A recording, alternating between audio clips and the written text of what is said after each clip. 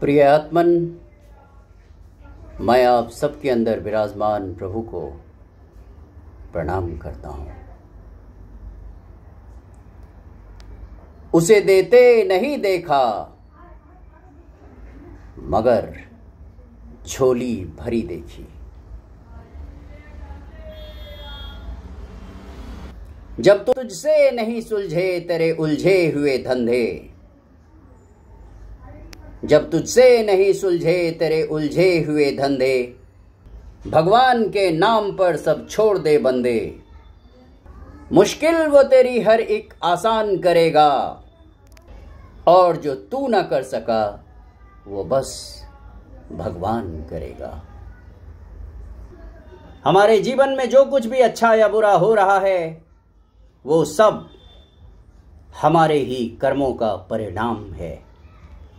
अगर उसमें एक सकारात्मक चेंज चाहते हो तो हमें अपने बच्चों को भी यही बताना चाहिए कि जो भी हमारे जीवन में मिला है, चाहे हमारे माता हो, पिता हो, सास हो, ससुर हो, प्रेमिका हो, प्रेमी हो, भाई हो, बहन हो, या और भी कोई रिश्तेदार हो, पत्नी हो, पति हो, चाहे रिश्ते के जिस रूप में भी हमें कोई मिला है, जो हमें प्रताड़ना दे रहा है, जो हमारे साथ दुर्व्यवहार कर रहा है, वो हमारे ही कर्मों का परिणाम है।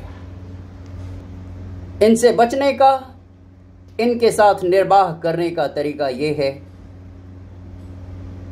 कि भगवान के साथ अपना संबंध प्रगाढ़ करें, गहरा करें, डीप करें, उनके प्रति समर्पित हो जाएं, शरणागत भाव से जिएं और हमेशा उनकी शरण में खुद को महसूस करें। और अपने बच्चों को भी बताएं कि एक आपके हाथ का हुनर और पढ़ाई एकमात्र वो ताकत है, वो उपाय है जो हमें इस टॉक्सिक रिलेशनशिप से मुक्ति दिला सकता है या दे सकती है। और कोई भी उपाय नहीं है, चाहे आप कितना भी क्रिटिसिज्म कर लो, रो लो, लोग तुम्हारी बातों को सुनेंगे और पीछे जाकर तुम्हारे मजे लेंगे। अगर रोना भी है तो ईश्वर के आगे जाकर रोएं, उनसे मार्गदर्शन मांगें, उनके चरणों में खुद को समर्पित करें, तब चीजें बदलेंगी। आध्यात्म हमें ये बताता है कि श्रीमद् भगवद गीता, श्री कृष्ण या कोई भी फिलॉसफर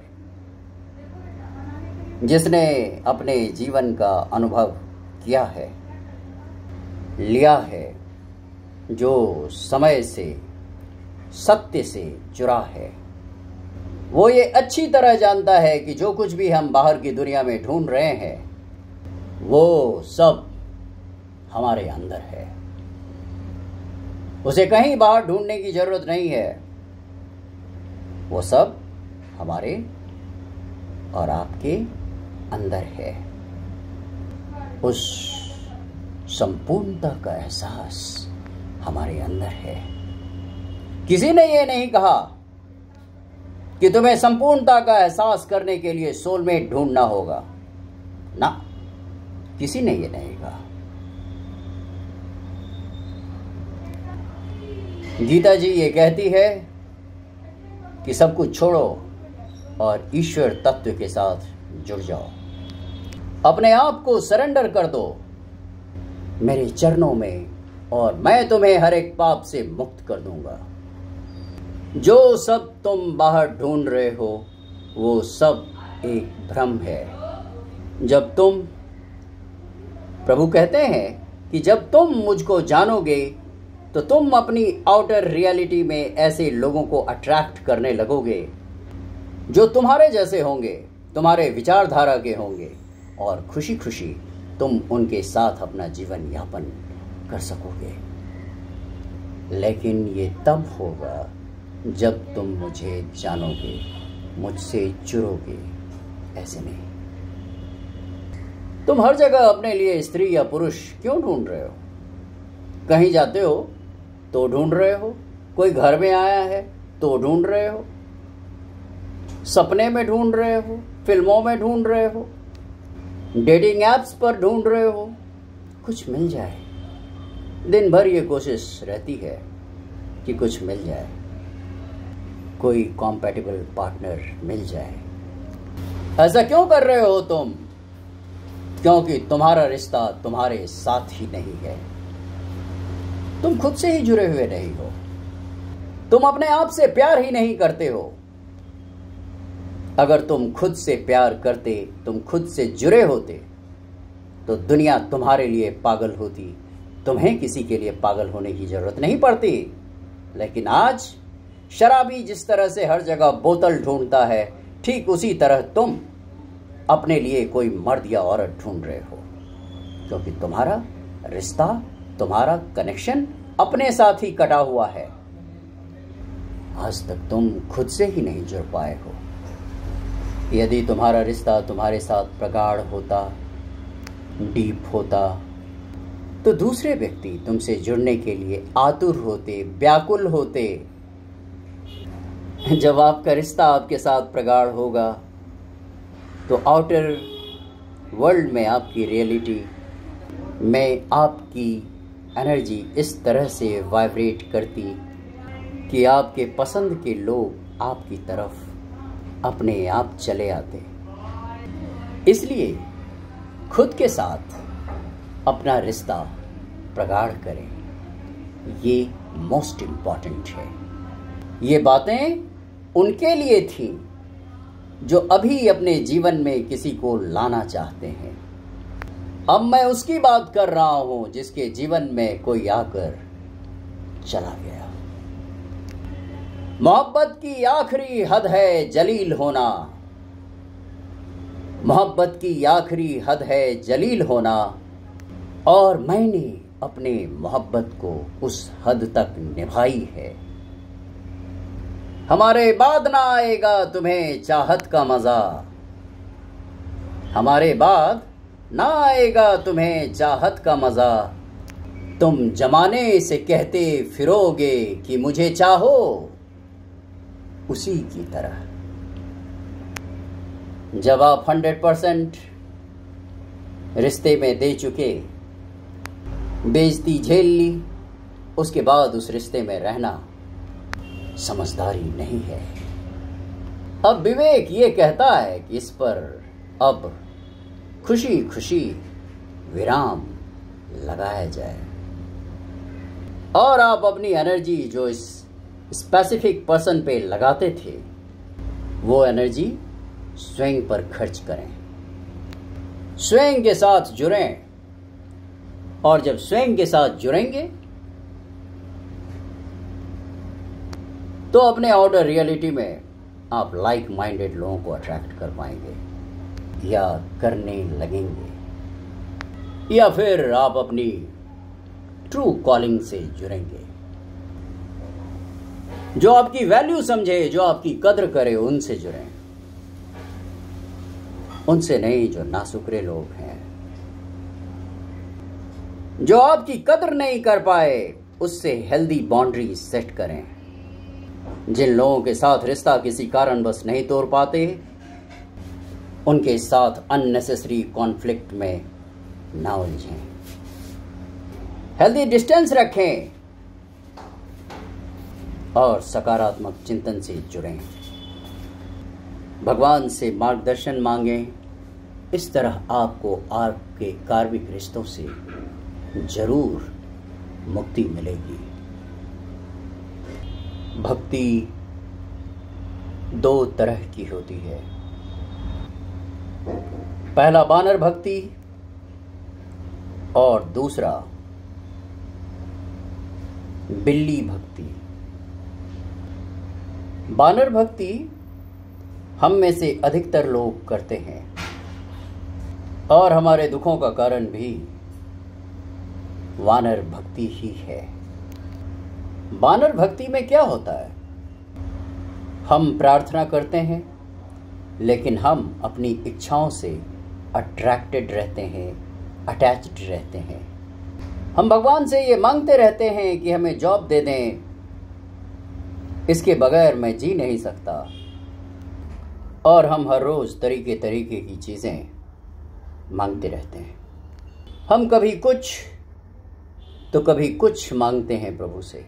इसका परिणाम ये होता है, हमारी प्रार्थना या हमारी मांग तो पूरी हो जाती है, लेकिन मांग पूरी होने के बाद हमें नई चुनौतियों का सामना करना पड़ता है।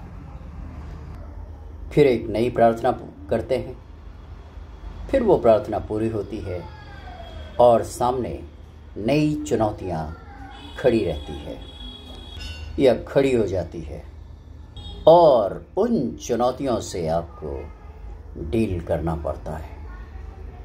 इससे आप धीरे धीरे फेडअप हो जाएंगे, इसका कोई अंत नहीं है।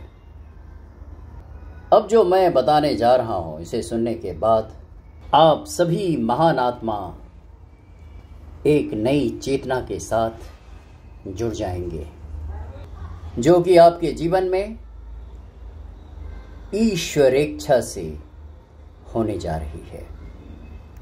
एक बच्चा अपनी मां के साथ एक शॉप में गया। मां राशन खरीद रही थी। इतने में दुकानदार ने बच्चे से बोला, बेटे, वो जो तुम्हारे सामने जार पड़ी है, उसे खोलकर तुम्हें जितनी टॉफियां चाहिए ले लो।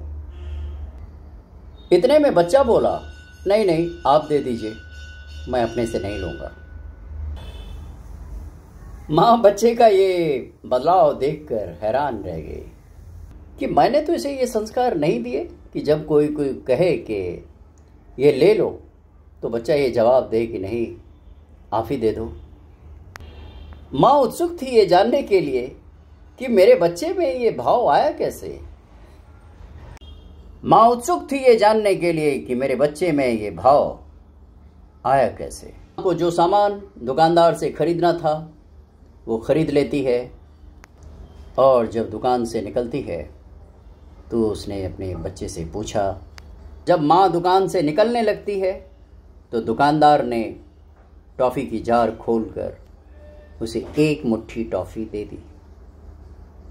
अब माँ बेटे दोनों घर को चल पड़े।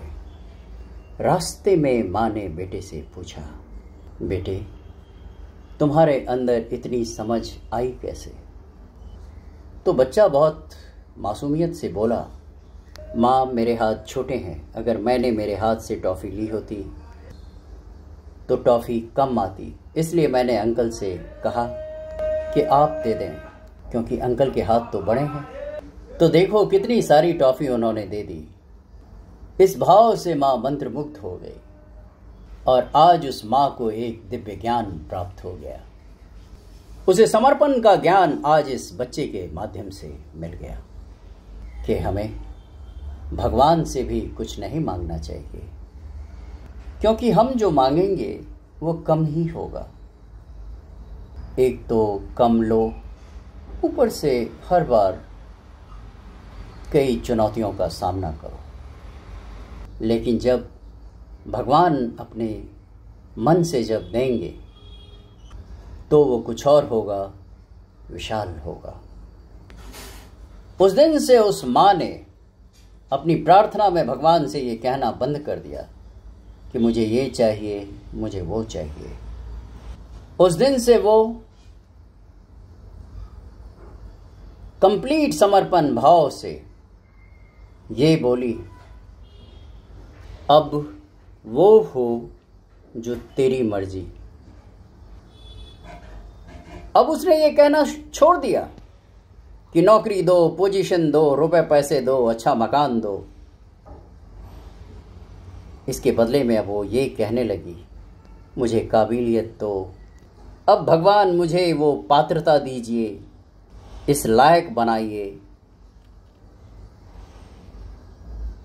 इस तरह का भाव दीजिए, ताकि वो मेरे जीवन में जब घटित हो, जिसके लिए मुझे ये सुंदर मानव जीवन मिला है। जैसे ही इस माँ के अंदर ये भाव उत्पन्न हुआ, उस दिन से इस माँ की जो डिजायर थी वो पूरी हो गई। जो जीवन वो जी रही थी वो पूरी तरह बदल गया। उस दिन से इस माता के जीवन में कंप्लीट फुलफिलमेंट आ गया। अब ये माँ किसी रिश्ते के पीछे नहीं भागती, किसी पोजीशन के पीछे नहीं भागती, किसी जॉब के पीछे नहीं भागती, क्योंकि अब उसने कंप्लीट सरेंडर के भाव से जीना शुरू कर दिया था। इसे कहते हैं बिल्ली भक्ति। बिल्ली भक्ति में जब एक व्यक्ति आ जाता है, समझ लो वो कंप्लीट सरेंडर के भाव में आ गया।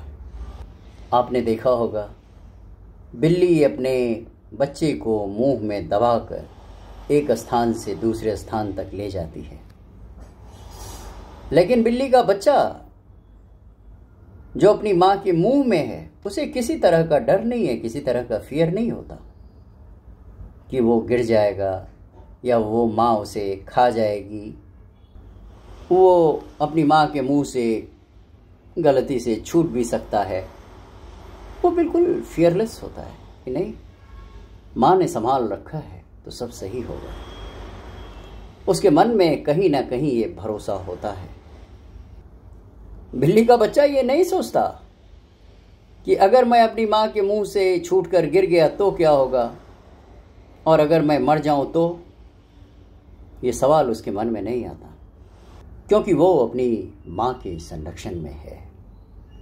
ठीक उसी तरह जब ये भाव आ जाता है कि हमारे जीवन के लिए परम पिता से बढ़कर कोई नहीं जान सकता, तो वो होता है कंप्लीट सरेंडर। इसके बाद आपको निष्काम भाव से कर्म करना होता है, और फिर आपको अपनी कल्पना से ज़्यादा मिलता है। फिर आपके सराउंडिंग्स में जीरो टॉक्सिसिटी होती है, और फिर आपकी लाइफ में वो लोग सिर्फ रहेंगे जो सिर्फ और सिर्फ आपका कल्याण चाहेंगे। फिर आपके इर्द गिर्द कोई ऐसे व्यक्तित्व की लेडी नहीं रहेगी जो दिन भर आपके ऊपर स्पेल मारती और मरवाती रहती है। आपकी जान चली जाए किस तरह ये सोचती रहती है, इसके बारे में प्लानिंग प्लॉटिंग करते रहती है। फिर ऐसी कोई इंसान आपके इर्द गिर्द नहीं होंगे जो आपसे जलस हों, जो आपके कपड़े से जलते हों, जो आपके रहन सहन से जलते हों, जो आपके ज्ञान से जलते हों, जो आपके रुपए पैसे से जलते हों, और आपको गिराने के चक्कर में रात दिन घुलते रहते हों। ऐसे गंदे लोग आपके इर्द गिर्द एक भी नहीं होंगे। वो लोग होंगे जो सिर्फ और सिर्फ आपका कुशल मंगल चाहते हों, कल्याण चाहेंगे और हर तरह से आपका सपोर्ट करेंगे। तो आपको किसी रिश्ते के पीछे नहीं भागना है।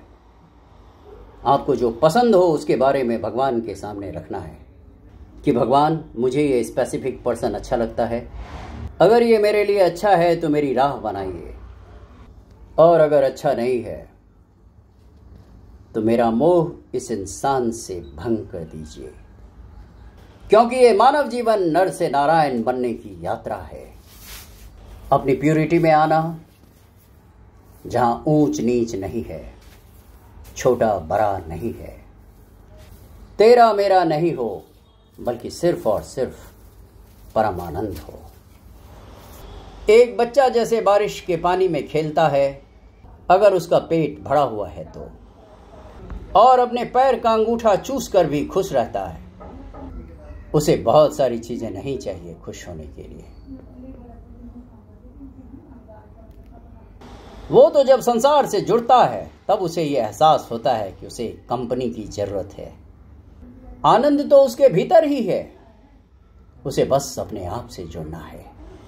हमें उस आनंद से जुड़ना है, और वो होता है अच्छे की संगत से जुड़ के। वो अंतिम लक्ष्य जो हमें नर से नारायण बनाती है।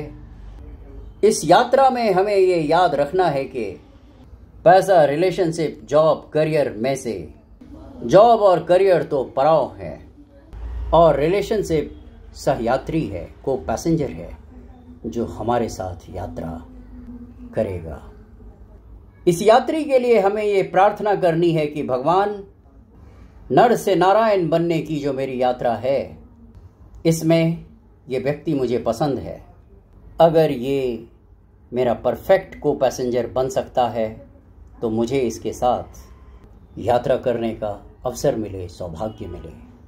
और यदि ये को पैसेंजर मेरे लिए सही नहीं है तो मेरा उससे मोह भंग कर दें, ताकि मैं उसके प्रति आसक्त ना हो, उससे अटैच्ड ना हो। तब वो होता है जो हमारे लिए सर्वश्रेष्ठ घटना होती है। वो जो होती है वो ईश्वर की इच्छा से होती है। तो हमें अपनी नीयत साफ रखनी है और हमें अपने भाव की अभिव्यक्ति करनी है। सिर्फ अभिव्यक्ति करनी है, ये याद रखें, मगर उस भाव के पीछे नहीं पड़ना है। अभिव्यक्त करके आगे बढ़ जाएं, छोड़ दें, सरेंडर कर दें, भूल जाएं। अगर वो आपके लिए एक राइट पर्सन होगा तो अपने आप सारी चीजें फ्लो में आएंगी। ये भी हो सकता है कि हमने कोई प्रार्थना मांगी, हमारी लाइफ में पर्सन आए और हमें चैलेंजेस फेस करने पड़े, या उस व्यक्ति के माध्यम से हमें दुख मिलने लगे। तो यहाँ ये देखना है कि इस घटना से मैं क्या सीख सकता हूँ। ब्लेम गेम में नहीं पड़ना है, इस सिचुएशन को हमें समझना है। और जब हम सिचुएशन को समझ लेते हैं और वो सीख लेते हैं जो हमें उस सिचुएशन से सीखना है, फिर हम उस परम पिता परमात्मा के प्यारे बनते हैं और तब हम उस यात्रा को सच्चित और आनंद के साथ पूरा करते हैं या पूरा कर पाते हैं। सार ये है कि भगवान के आगे अपने भाव को इस तरह रखें जो आपके मन का हो, और इसी को कहते हैं सरेंडर होकर जीना, समर्पित होना, भगवान की शरण में रहना। अब आप ये देखें कि क्या आप अपनी जिंदगी को शरणागति बनकर जी रहे हैं। मैं जो 6 लक्षण बताने जा रहा हूं, अगर ये लक्षण आपके अंदर हैं तो समझ जाइए कि आप सरेंडर होकर अपनी लाइफ को जी रहे हैं। पहला, भगवान या गुरु की इच्छा में अपनी इच्छा समझें। भगवान की इच्छा के विपरीत इच्छा ना रखें। सदा ये विश्वास रखें कि भगवान हमारी रक्षा कर रहे हैं। उनकी विभिन्न कृपाओं को महसूस करें। 5वां, अपना जो कुछ भी है उसे भगवान का मानें। 6ठा, समर्पित हो जाएं और समर्पण के अहंकार को भी समर्पित कर दें। एक सेठ जिनका नाम नटवर कानोड़िया था, उनका कारोबार बड़ा ही लंबा चौड़ा था। जैसे जैसे उनका कारोबार बढ़ता जा रहा था, वो ज़्यादा से ज़्यादा मंदिर बनवाते जा रहे थे। सेठ जी ज़्यादा से ज़्यादा मंदिर बनवा कर जनहित में सौंपते जा रहे थे, लेकिन कभी उनके पास इतना वक्त नहीं होता था कि वो समय निकाल कर कभी उस मंदिर में पूजा अर्चना करने के लिए जाएं, प्रभु से मिलने के लिए जाएं। उन्होंने मंदिरों में पुजारी रख दिया था जो सुबह शाम मंदिरों में पूजा करते थे। एक बार सेठ जी के जीवन में एक ऐसा वक्त आया जब वो बहुत बड़े संकट में घिर गए। इस संकट से उबरने के लिए उन्हें 100 करोड़ रुपयों की जरूरत पड़ी। वो हर तरफ से घिर चुके थे। उन्हें जब ये लगा कि कहीं से भी इतने रुपए का बंदोबस्त नहीं हो सकता, तो उन्होंने तय किया कि मैंने इतने मंदिर बनवाए हैं, मैं किसी भी मंदिर में जाकर भगवान से ये मदद मांग लेता हूँ। उन्होंने सोचा कि भगवान को मैंने बहुत प्रसन्न किया है, तो चलो भगवान से ये मदद ली जाए। सुबह सुबह वो उठे और ब्रह्म मुहूर्त में ही मंदिर पहुंच गए। ये सोचकर कि सबसे पहले मैं ही भगवान से बात करूंगा। ऐसा ना हो कि मुझसे पहले कोई भगवान से कुछ मांग ले और भगवान का मूड खराब हो जाए। जब नटवर सेठ मंदिर पहुंचे तो उन्होंने देखा कि उससे भी पहले एक भिखारी लाइन में आकर लगा हुआ है। यह देखकर सेठ जी को कुछ अच्छा नहीं लगा। सोचने लगा, ये तो बड़ा गड़बड़ हो गया, पता नहीं भिखारी भगवान से क्या मांग ले। ये सब सोचते हुए सेठ जी भिखारी के पीछे जाकर खड़े हो गए। भिखारी जब पलट कर देखा तो देखा कि पीछे सेठ जी खड़े हैं। अब सेठ नटवरलाल ये सोचने लगे कि भाई इस भिखारी को क्या चाहिए, और इधर भिखारी सोच रहा था कि सेठ के पास तो सब कुछ है, फिर इन्हें क्या चाहिए। दोनों इसी उधेर बुन में लगे थे कि तब तक मंदिर का पट खुला। पट खुलते ही भिखारी ने भगवान से बोला, प्रभु आज मुझे 100 रुपये चाहिए। मेरी पत्नी बहुत बीमार है, शाम तक 100 रुपये का बंदोबस्त हो जाएगा तो मैं उसका इलाज करवा पाऊंगा और वो ठीक हो जाएगी। इन बातों को वो भगवान के सामने कई बार दोहराता जा रहा था। सेठ जी ने बिना देरी किए अपनी जेब से 100 रुपये का एक नोट निकाला और कहा, ये लो, तुम्हारा काम हो गया और अब तुम चलो, अब प्रभु से मुझे बात करनी है। भिखारी शीश नवाकर खुश होकर वहां से चला गया कि वाह, आज तो सुबह सुबह ही भगवान ने काम कर दिया। अब सेठ मुखातिब हुए प्रभु से और बोले, प्रभु वो बहुत दिमाग खराब कर रहा था आपका, इसलिए मैंने 100 रुपये देकर उसे भगा दिया। अब आप मेरी सुनिए। प्रभु मुझे 100 करोड़ रुपए चाहिए, कहीं से भी दिलवा दो प्रभु। बार बार यही डायलॉग सेठ नटवरलाल भगवान के सामने दोहराए जा रहे थे। उसकी इस प्रार्थना से द्रवित होकर प्रभु मूर्ति से बाहर निकल गए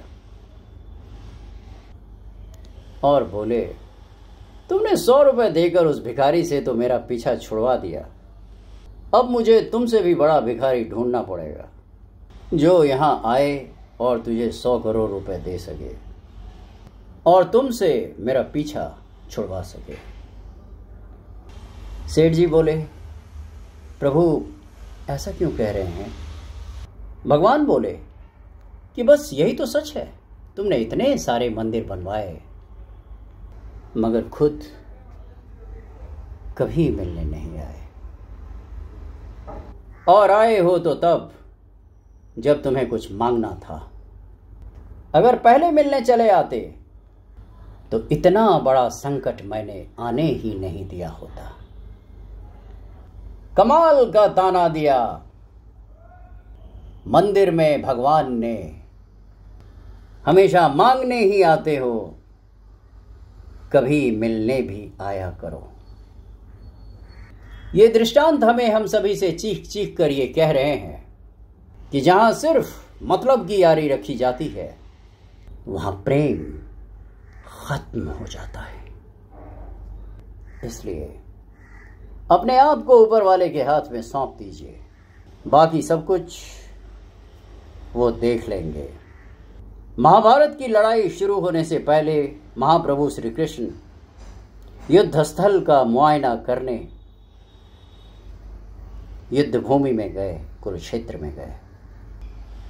प्रभु जब युद्ध क्षेत्र में पहुंचने वाले थे तभी एक चिड़िया उनके पास आई और कहने लगी, प्रभु यहाँ बहुत सारे हाथी आए हुए हैं जिसने मेरे घोंसले को जमीन पर गिरा दिया है, मुझे बहुत डर लगता है, मैं क्या करूं। महाप्रभु बोले, मैं होनी को नहीं टाल सकता, जो होना है वो होकर रहेगा। वो चिड़िया बोली, क्या मैं आपकी बात पर विश्वास कर लूं, बस इतना बता दीजिए। महाप्रभु बोले, हाँ विश्वास कर लो। अगले दिन जब युद्ध शुरू होने को था तो महाप्रभु श्री कृष्ण से ने अर्जुन से तीर और धनुष मांगा और प्रत्यंचा चढ़ाकर एक वार किया। हाथी के गले में एक घंटी लटक रही थी, वो कटकर गिर गई जमीन पर। अर्जुन बोले, क्या प्रभु, मुझे लाइए, मैं हाथी को गिराता हूँ। भगवान ने कहा, नहीं, काम हो गया, अब कुछ नहीं करना है। 18 दिनों के बाद जब युद्ध समाप्त हो गया और युद्ध भूमि की सफाई हो रही थी, तो उस घंटी को हटाने के लिए प्रभु श्री कृष्ण ने अर्जुन से कहा कि हटाओ उस घंटी को। अर्जुन ने जैसी ही वो घंटी हटाई, चिड़िया घंटी के नीचे सुरक्षित थी और वहां से उड़ गई। उस चिड़िया ने सिर्फ विश्वास किया था प्रभु पर और खुद को समर्पित कर दिया। बाकी सब उन्होंने देख लिया। इस दुनिया में जो कुछ हो रहा है उसके पीछे एक वजह है। यदि आपके साथ कुछ हो रहा है तो वो आपके कर्मों का ही परिणाम है, लौट कर आ रहे हैं। कर्मों के परिणाम हमें वैसे ही ढूंढ निकालते हैं जैसे बछड़ा सैकड़ों हजारों गायों के बीच में भी अपनी मां को ढूंढ निकालता है। सरेंडर समर्पण को कहते हैं। क्या पॉसिबल है सरेंडर करना, समर्पण करना? हमारी लाइफ में जो चैलेंजेस भरी हुई है, क्या ये चैलेंजेस प्रभु के चरणों में समर्पित की जा सकती है? क्या हम सरेंडर कर सकते हैं कि हमारी लाइफ में जो हो रहा है अच्छा हो रहा है और इससे मेरी कुछ लर्निंग हो रही है। लाइफ बहुत काइंड है, मुझे सब कुछ मिलेगा, मुझे जो चाहिए वो सब कुछ मिलेगा। प्रिय आत्मन, क्या हमारे पास ये भाव है? इसी के बारे में एक व्यक्ति एक्सपेरिमेंट करता है। एक व्यक्ति जिसका नाम सत्यनारायण चौधरी है, वो पीएचडी करना चाहता है। वे अपनी पत्नी नीलम के साथ वेल सेटल्ड हैं और नीलम के भाई का नाम बुलबुल है। सत्यनारायण और बुलबुल बहुत अच्छे दोस्त हैं। एक दिन ये दोस्त शाम के समय बैठकर आपस में बातें कर रहे होते हैं। सत्यनारायण बुलबुल से बोले कि क्या तुम्हारे दिमाग में चलती रहती है हमेशा एक आवाज? तो बुलबुल कहते हैं, मेरी तो कभी चुप ही नहीं होती। इसी बीच उसी समय सत्यनारायण चौधरी के अंदर कुछ सेपरेशन हो जाता है। ये बोलने वाला दिमाग जो कॉन्स्टेंटली कुछ बोल रहा है, उसी समय सत्यनारायण जी को ऐसा लगा कि वो रियल सेल्फ जो उनके अंदर कॉन्स्टेंटली बोल रहा है वो दिमाग नहीं है। अब भी उनका दिमाग कुछ कुछ बोले जा रहा है, लेकिन सत्यनारायण को ऐसा लगता है कि ये मैं नहीं हूं। उन्होंने इस चीज की क्लैरिटी कई लोगों से लेने की कोशिश की, लेकिन संतुष्ट नहीं हो पाए। इसकी क्लैरिटी लेने के लिए उन्होंने दोस्तों से बात की, साइकियाट्रिस्ट से मिले, साइकोलॉजी डिपार्टमेंट में गए, लेकिन वो सेटिस्फाइड नहीं हो पाए। वो कहते हैं ना कि जिसे आप खोज रहे हो वो भी आपको खोज रहा होता है। इसी बीच मिस्टर चौधरी के एक फ्रेंड ने उन्हें एक बुक भेंट की जिसका नाम था 3 पिलर्स ऑफ जेन। रॉबर्ट कान की एक बुक है। उन्होंने गिफ्ट में मिली उस बुक के कुछ हिस्से को पढ़ा तो पाया कि ये बुक तो उसी आवाज के बारे में है जिससे मैं परेशान हूं, जिसे चुप कराने की मैं न जाने कितनी कोशिश करता हूं। फिर उन्होंने उस किताब को पढ़ा और उन्हें ये सॉल्यूशन मिल गया कि उनके अंदर की आवाज़ तो हमेशा टर टर टर करती रहती है, उसके बारे में ज़्यादा बात मत कीजिए। किताबें मत पढ़िए बल्कि मेडिटेशन कीजिए। सो सत्यनारायण जी ने यह फैसला किया कि मुझे इस आवाज़ को शर्ट करनी ही है। ये वॉइस उन्हें बहुत ज़्यादा परेशान कर रही थी, ठीक वैसे ही जैसे सिनेमा हॉल में फिल्म देखते समय हमें कोई उसकी स्टोरी बता रहा होता है या बताता जाता है। उन्होंने अंतिम निर्णय ये लिया कि मुझे इस आवाज़ को बंद करना ही करना है और मुझे मेडिटेशन में जाना है। इसलिए फौरन से भी पेशतर उन्होंने मेडिटेटिव स्टेट को हिट करना शुरू कर दिया। इससे उनकी लाइफ में बहुत बड़ा परिवर्तन आ गया। वो ना अब पहले की तरह सोशलाइज नहीं होते और ना ही पहले की तरफ वो अपने यार दोस्त के साथ बैठकर गप्पें करते। उन्हें अब उन चीज़ों में ज़्यादा इंटरेस्ट नहीं रहा।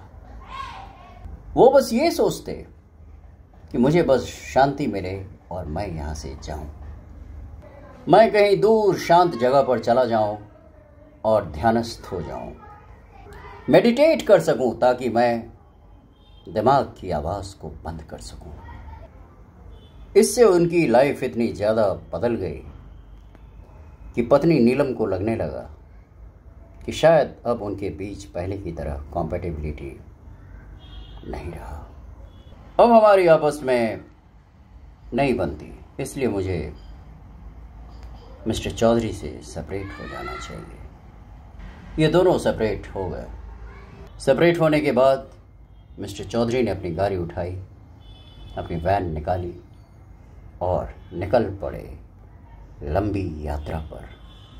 उन्हें यह भी मालूम नहीं था कि उन्हें कहाँ जाना है, बस वो चलते रहना चाहते थे। दिनों दिन के लिए निकल जाते थे यात्रा पर, चलते जाते और कहीं भी रुककर गाड़ी में ही मेडिटेट करने लगते। गाड़ी में सारा सामान था, उसी में बैठकर वो एक बार मेडिटेशन कर रहे थे रांची के किसी सुदूर जंगल के पास। इतने में किसी ने कार का दरवाज़ा खटखटाया। ध्यान की अवस्था में जब इन्हें थोड़ी चेतना आई तो ये सोचने लगे कि वन के बीच खड़ा हूँ, जरूर कोई डाकू होंगे, शायद उस रीजन में बैंडिट्स रहते होंगे। तो उन्हें लगा कि मुझे बैंडिट्स लूटने आ गए। उन्होंने जैसे ही कार का दरवाज़ा खोला, उन्होंने देखा कि एक बच्चा खड़ा है और टूटी फूटी हिंदी में उनसे कह रहा है कि माँ ने ये दूध भेजा है आपके लिए, इसे पी लीजिए। जब तक उन्होंने वैन का दरवाज़ा नहीं खोला था, उनके माइंड में कंटिन्यूअसली ये आवाज़ चल रही थी कि बैंडिट्स आ गए, बैंडिट्स आ गए। ये कौन बोल रहा था? ये हमारे अंदर बैठी हुई वो डरी हुई आवाज़ मेरा माइंड बोल रही है, जो हमें कॉन्स्टेंटली डिसीव करता है, डिसीव करता है, धोखा देता है कि बहुत खतरा है, बाहर मत जाओ, दरवाज़ा मत खोलो, जो कुछ होगा यहाँ से वो ठीक नहीं होगा, वो गलत होगा। इस छोटे से इवेंट का एंड क्या हुआ कि वो ग्रेटफुल हो गए। मैं गलत सोच रहा था और यहाँ एक इनोसेंट मदर ने मेरे लिए मिल्क भेजा है कि मैं भूखा ना रहूं। इसी तरह इस यात्रा में सत्यनारायण जी को और लोग मिले और ये वैसे ही डरे हुए रहते थे। एक बार और 2 गांव वाले आ जाते हैं और उनको लगता है कि फिर बैंडिट्स आ गए। वो उस समय भी मेडिटेट कर रहे होते हैं और उसी स्टेट में वो सोचते हैं कि मैं मेडिटेट कर रहा हूँ, मुझे बाहर की दुनिया से क्या काम। बार बार नॉक करने पर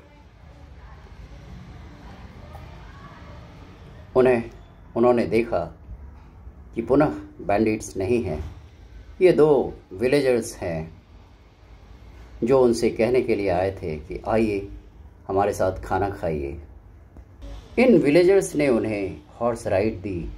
पहली बार ये हॉर्स पर बैठे थे और उन्होंने फुल स्पीड में हॉर्स राइडिंग की और सोचने लगे लाइफ कितनी ब्यूटीफुल है, मैं खामखा डर रहा था। मैं कितना डर के रहता हूँ, दूसरों को कितने नेगेटिव लाइट में देखता हूँ। फिर उनके मन में वही ग्रेटफुलनेस का भाव आ गया। लाइफ हमें बहुत कुछ देती है, क्या हमारे अंदर सरेंडर का भाव है, समर्पण का भाव है?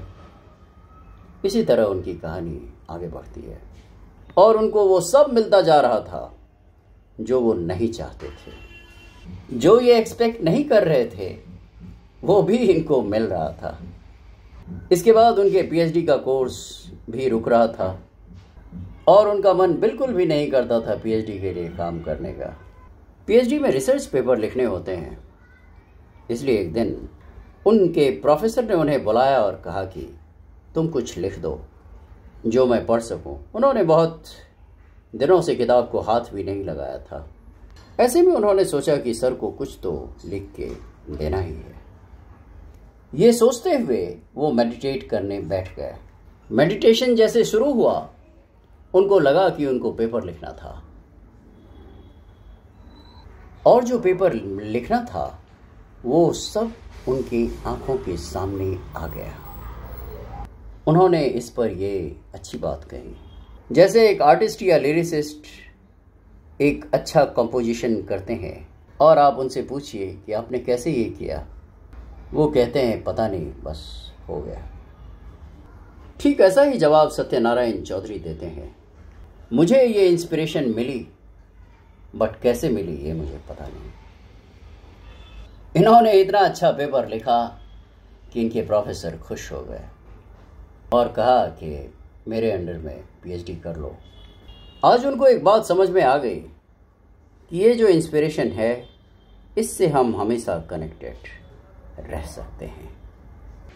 एक इंट्यूटिव नोइंग जो है उनके अंदर, जो हायर सोर्स है लर्निंग का, सारी सोर्स है, जो हायर सोर्स है लर्निंग का, नॉलेज का, जो यूनिवर्सल ग्रिड है, आप उससे कनेक्टेड हो जाते हैं। मेडिटेशन में आज उन्हें ये बात समझ आ गई। लेकिन ये कितना मिरेकुलस है कि कोई तैयारी तो की नहीं और इतना सुंदर पेपर लिख दिया। और फिर यही हुआ जब इन्हें 2 कंपलसरी एग्जाम्स लिखने थे। एग्जाम्स लिखने थे पर कुछ पढ़ा हुआ नहीं था।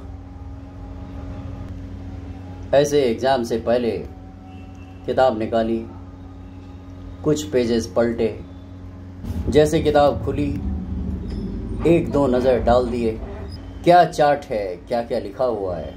सोचते थे मैं पास तो होऊंगा नहीं, मेरी पीएचडी तो गई, I can't go ahead with it. पर चलो सर ने कहा है तो पेपर तो लिख ही देते हैं। जब एग्जामिनेशन हॉल पहुंचे और हाथ में पेपर पकड़ा और पेपर को पढ़ा तो आंखों में आंसू आ गए।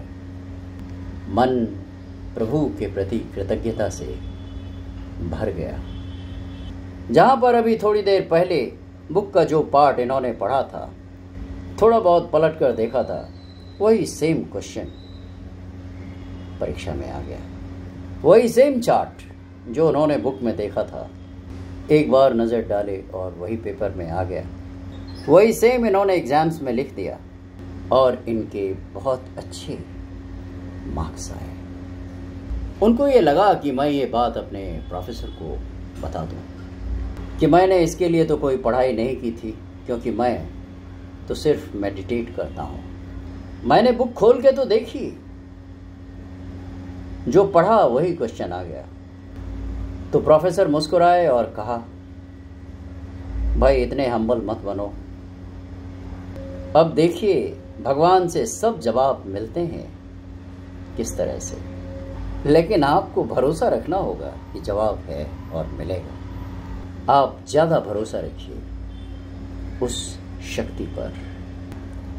मैट कान की एक बुक है, everything is here to support you. ये मुझे इस कॉन्टेक्स्ट में बहुत एप्रोप्रिएट लगा।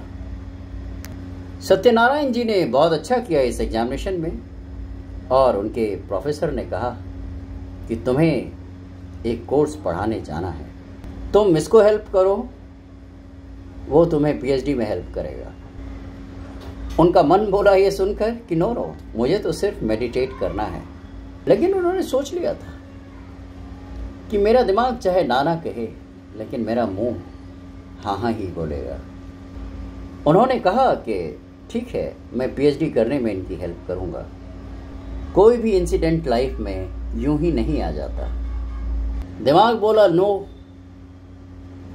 लेकिन उन्होंने कसम खा ली थी कि मैं लाइफ के फ्लो के साथ चलूंगा।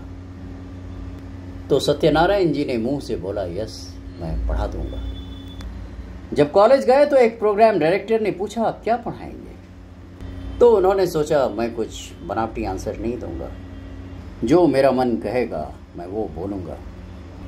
तो इन्होंने कहा मुझे एक ऐसा पेपर पढ़ाना है जिसमें आपका दिमाग कॉन्स्टेंटली चल रहा है, कॉन्स्टेंटली बात कर रहा है। आप इस अर्थ में रहते हैं, अर्थ एक छोटा सा प्लैनेट है। आप अपनी प्रॉब्लम को इतना बड़ा समझते हैं, आप इस जर्नी को एंजॉय कीजिए। उन्होंने ऐसा बोला। आपको लगता है ऐसा कोई पेपर होता होगा? लेकिन ऐसा पेपर निकल आया, एक जो सभी फ्रेशमैन ईयर को फर्स्ट ईयर में स्टूडेंट को पढ़ना था। उन्होंने ये पेपर पढ़ाना शुरू किया। ये पेपर काफ़ी पॉपुलर निकला। लोग कितना कुछ पढ़ कर जाते हैं पढ़ाने से पहले, पर श्री सत्यनारायण जी कुछ भी पढ़कर नहीं जाते थे। वो ये सोच कर जाते थे कि मुझे जो बोलना होगा वो भगवान बोलेंगे, मैं कोई प्लानिंग नहीं करूँगा। और उन्होंने जाकर एक ज़बरदस्त लेक्चर दिया। पॉपुलर टीचर हो गए थे, इनका कोर्स अवेटेड हो गया। लोग विंडोज़ पर बैठकर ये कोर्स लेने लग गए थे। क्लास में जितने स्टूडेंट एनरोल्ड थे उससे डबल ट्रिपल स्टूडेंट्स आने लगे। ये सब एपिसोड होने से पहले उन्होंने एक प्रॉपर्टी खरीदी थी। इसके लिए पैसे उनके पिता ने अपने सेविंग्स से दिए थे। और यहाँ पर उन्होंने एक हट टाइप मेडिटेशन के लिए छोटा सा हाउस बना लिया था। इस हट पर एक और आदमी रहता था। उन्होंने सजेस्ट किया कि आप यहाँ पर मुक्तानंद जी को बुलाइए। उन्होंने मुक्तानंद जी को लिखा और वो आ भी गए। मुक्तानंद जी जब उनसे मिले तो मुक्तानंद जी ने श्री सत्यनारायण जी के पीठ पर हाथ रखा तो उन्होंने महसूस किया जैसे उनकी एनर्जी ऊपर तक जा रही है। उसके बाद उनको ऐसा लगा कि उनका हार्ट फ्लटर करने लगा। स्वामी जी ने उनके हार्ट पर अपना हाथ रखा और उनके हार्ट ने फ्लटर करना बंद कर दिया। जहाँ मुक्तानंद जी आए थे उस प्रॉपर्टी को उन्होंने टेम्पल प्रॉपर्टी नाम दिया था। वहाँ एक और गुरु माँ आई थी पहले, जिन्होंने ये प्रेडिक्ट किया था कि बगल वाली ज़मीन पर एक टेम्पल बनेगा। उनको लगा ऐसा हो ही नहीं सकता कि यहाँ कोई टेम्पल बनेगा, लेकिन कुछ समय के बाद ऐसा ही हुआ। इस घटना के कुछ दिन बाद ही उन्हें बहुत ही रिजनेबल रेट पर वो प्लॉट ऑफर किया गया और वो प्रॉपर्टी उन्होंने खरीद ली।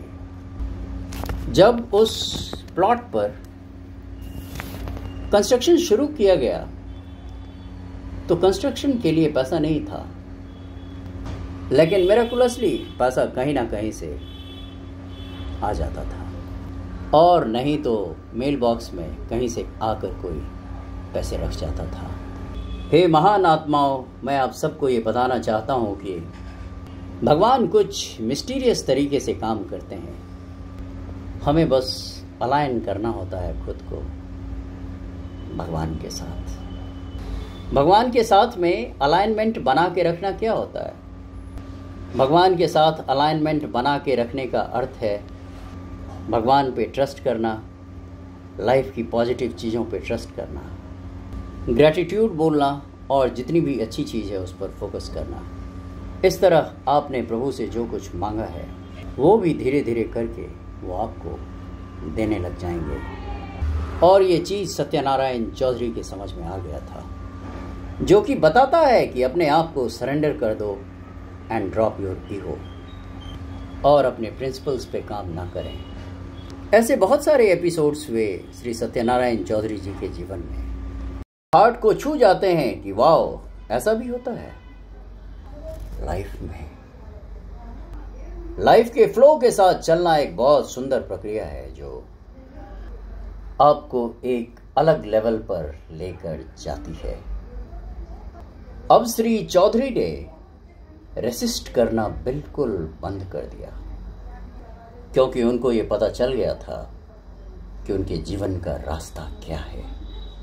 श्री चौधरी को किसी ने एक बुक ऑफर की जिसका नाम है biography of a yogi, autobiography of a योगी।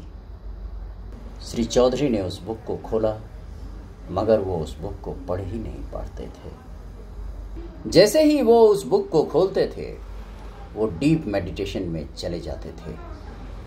उन्होंने तय किया कि जब टेम्पल प्रॉपर्टी वाले घर पर रहने जाऊंगा तब इस किताब को पढ़ूंगा। वहां आकर वाकई उन्होंने उस बुक को पढ़ना शुरू किया।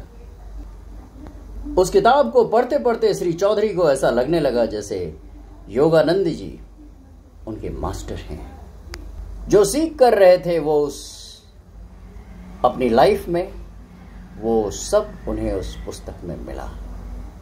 ये योगानंद जी के क्रिया योग को सीखने गए।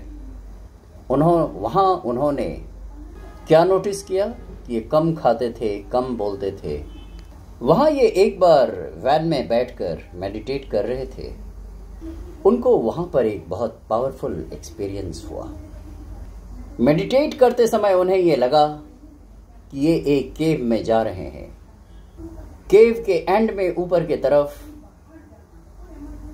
एक रास्ता है, लेकिन वो उधर से केव में लाइट आ रही है, लेकिन वो केव जैसे रॉड से बंद किया हुआ हो।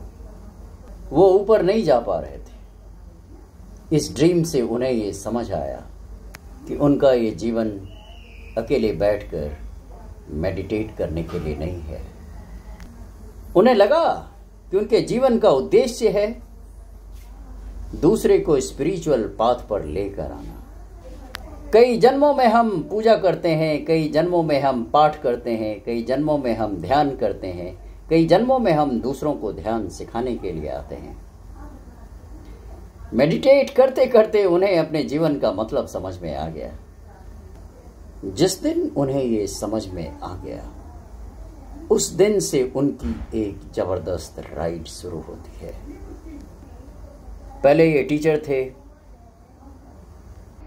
इसके बाद उनका वो वाला असाइनमेंट खत्म हो गया। टेम्पल प्रॉपर्टी में हर मॉर्निंग इवनिंग में सेशंस होते थे। उसके बाद उनको कंप्यूटर्स से प्यार हो गया। उस टाइम मार्केट में नए नए कंप्यूटर्स आए थे, तो उनको कंप्यूटर के प्रति एक नेचुरल अट्रैक्शन हुआ और उन्होंने उस फर्स्ट कंप्यूटर को ख़रीद लिया, जो कि बाय डिफ़ॉल्ट हुआ। यहाँ बड़ी अजीब बात है जिस पर आपको ध्यान देना है। उनको कंप्यूटर्स के बारे में कुछ भी नहीं आता था। इससे पहले उन्होंने कंस्ट्रक्शन कंपनी को ख़रीद लिया, वो भी बाय डिफ़ॉल्ट हुआ था। यहाँ पुनः एक अजीब सी बात है, उन्हें कंस्ट्रक्शन का भी कोई ज्ञान नहीं था, लेकिन कंप्यूटर्स के पास बैठकर उन्हें ऐसा लगता था मानो वो मेडिटेशन में जा रहे हैं।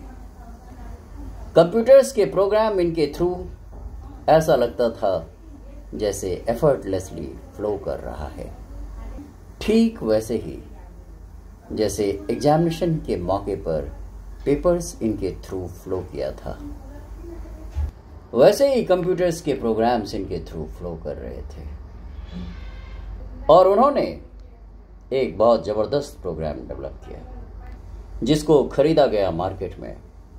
इन्होंने पूरे मेडिकल इंडस्ट्री को कंप्यूटर से कंप्यूटराइज कर दिया। जिस प्रोग्राम से इन्होंने मेडिकल इंडस्ट्री को कंप्यूटराइज किया था उसका नाम था मेडिकल मैनेजर।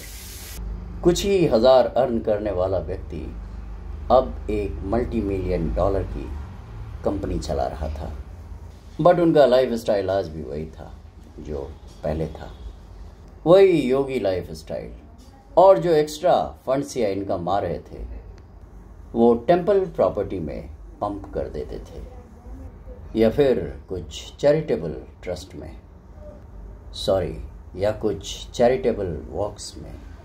तो उनका लाइफ स्टाइल कुछ बदला नहीं। इतने $multi-million की इनकम हो गई तब भी। मेडिकल मैनेजर ने बहुत अच्छा वर्क किया। उसके बाद उनका कॉरपोरेशन बना। लाइफ इनको और आगे लेकर जाती गई और ये सरेंडर भाव से आगे जाते गए। इन्होंने कंस्ट्रक्शन कंपनी स्टार्ट कर दी जिसका नाम था बिल्ट विथ लव। इसके पहले वो एक टीचर थे। उसके पहले इन्होंने कितने काम किए। उसके बाद इन्होंने मेडिकल मैनेजर स्टार्ट किया। तो इन्होंने बहुत खूबसूरत बात बोली। आप सोचेंगे ये तो मटेरियलिस्टिक है नहीं। उन्होंने कहा मैं जो काम करता हूँ उसी डिवाइन ऊर्जा के थ्रू करता हूँ। उतनी प्यार से, उतनी श्रद्धा से, उतनी मेडिटेशन स्टेट से करता हूँ, उतनी मेडिटेटिव स्टेट से करता हूँ कि मैं अपना बेस्ट प्रोडक्ट ऑफर कर रहा हूँ। Everything I am doing is the gift to the universe. चाहे कंप्यूटर प्रोग्राम बनाया, चाहे मैं किसी का घर बना रहा हूँ या मेडिटेशन सिखा रहा हूँ, पर मेरा भाव यही होता है कि मैं जो ये काम कर रहा हूँ this should be a gift to the universe. और गौर कीजिए महान आत्माओं, आपको गूज बम्स आ जाएंगे, आपके रोंगटे खड़े हो जाएंगे। हम जो ये बोलते हैं स्पिरिचुअल लाइफ अलग है, मटेरियलिस्टिक पाथ अलग है, लेकिन सब कुछ तो स्पिरिचुअल है। सिर्फ एक नजरिया है देखने का। प्रिय आत्मन, इस तरह से इन्हें एक और कंपनी ने एक्वायर कर लिया और ये सीईओ बन गए उस लीडिंग कंपनी के। जैसा कि आप जानते हैं कि आप ऊंचा जाते हैं तो नीचे भी आते हैं लाइफ में। इनके साथ भी ऐसा ही हुआ। जब 2300 एम्प्लॉय की इनकी कंपनी हो गई थी तो एक एम्प्लॉय ने कुछ गड़बड़ कर दी। इस गड़बड़ी का पूरा नाम इन पर आया, जिसके कारण इन्हें बहुत सारे लीगल बैटल्स लड़ने पड़े। पर इन्होंने उसे भी समझा, उसकी ब्यूटी को भी समझा। इतने टॉप पर श्री चौधरी थे पर अपने ऑफिस में काम नहीं कर सकते थे। उनका ऑफिस सील कर दिया गया तो इन्होंने पहली बार टेम्पल प्रॉपर्टी को छोड़ा और कहीं और जाकर रहे। इन्होंने अपने दूसरी पत्नी के साथ मिलकर ये डिसाइड किया हम इस पीरियड को बहुत ज़्यादा एंजॉय करेंगे। ये समय हमारी लाइफ का मोस्ट इम्पॉर्टेंट पीरियड होगा और इन डरों को मैं अपने ऊपर हावी नहीं होने दूंगा कि आगे क्या होगा। और वो ऐसा ही करते हैं। उन्होंने डिसाइड किया कि मैं अपनी लाइफ की जर्नी को लिखूंगा और उन्होंने इसे लिखी। उन्होंने दुनिया को ये सिखाया कि इतने डिफ़िकल्ट टाइम में भी जब आप मेडिटेशन करते हो, जब आप माइंडफुल हो, तो हर टाइम क्या है, एक लेसन है जिसमें से बेस्ट टाइम आप निकाल लेते हो। कभी कभी बेस्ट इजीली निकल आता है और कभी कभी बेस्ट डिफ़िकल्टी से निकल कर आता है। तो आप किसी टाइम में से, किसी सिचुएशन में से अपना बेस्ट निकालते हो। उन्होंने इस लीगल बैटल के टाइम में ही 2 किताबें लिखी, 2 ब्यूटीफुल बुक्स लिखी और वो बैटल रिजॉल्व हो गया, क्योंकि उनके साथ ऐसा लग रहा था कि डिवाइन इंटरवेंशन हो रही है। उन्हें बिना किसी चार्ज के इस केस से बरी कर दिया गया। इससे हमें श्री सत्यनारायण चौधरी के अमेजिंग जर्नी का पता चलता है। सो सरेंडर, छोड़ दीजिए लोगों के साथ लड़ना, छोड़ दीजिए सिचुएशंस के साथ लड़ना। Just be your breathe, just be mindful और देखिए फिर क्या होता है। प्रिय आत्मन, आप लोगों ने बहुत देर तक मेरी बातों को गौरपूर्वक सुना, इसके लिए मैं आप सबका कृतज्ञ हूँ। और अंत में फिर एक बार आप सबके अंदर विराजमान प्रभु को मैं प्रणाम करता हूँ।